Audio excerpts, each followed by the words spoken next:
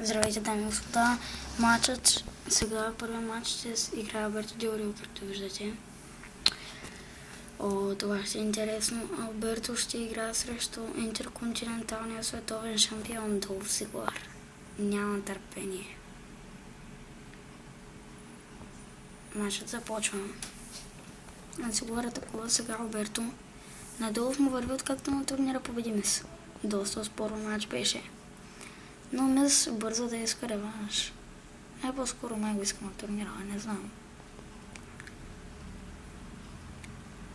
Сега Дел Рио слезе зад въжетата.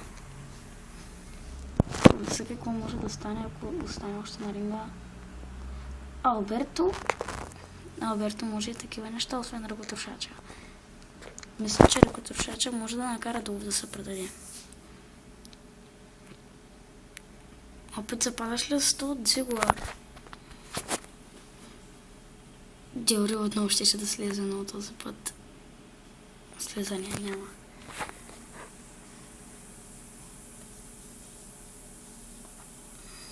Зиглар е свален долу.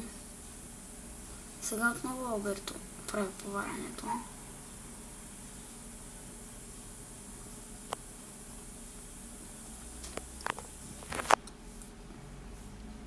Зиглар атакува по доста добър начин. Алберто скача. Ако интерконтиненталният шампион загуби, няма да му се отразя добре. Долф прави прекрасен лакът. Приспивателно крак с Алберто. Алберто може да загуби по средата на ринга са. Доста добър ход и разумен.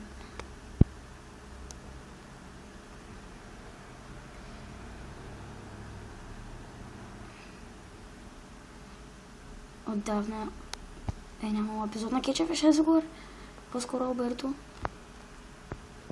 2 минути и 9 секунди матча може да свърши, но сега Зиглар минава в гръб.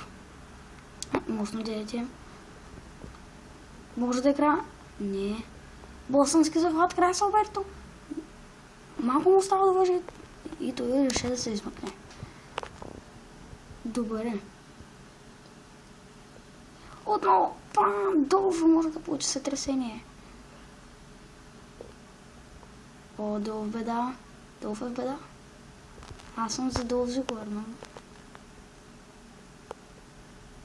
ако ще има се откаже от Кетча, Долф ще ме е любимия.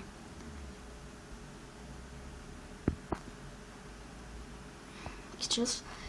Дел Рио сега запраща Долф към един ъгъл. Долф е в беда. Измъкване. Мисля, че Долф е... По-скоро Алберто е способен да победи Долф. Защото Дел Рио победи наскоро победи Крис Джерико. Така че може да победи Долф. Но Долф въпреки това направи силен матч срещу Мис. Затова не се знае. Алберто стои. Гледа към Зиглар. Накрая дойде и сабен удар. В Смакдаун ще има матч за кой ще се бие за хевивейт титлата. Той ще е за който спечели матчовете си за най-малко време.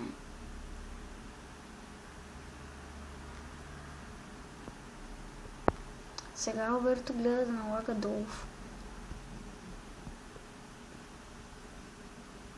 Долф е запратен към въжетата. Това може да играят! 1, 2, няма начин. Все пак има.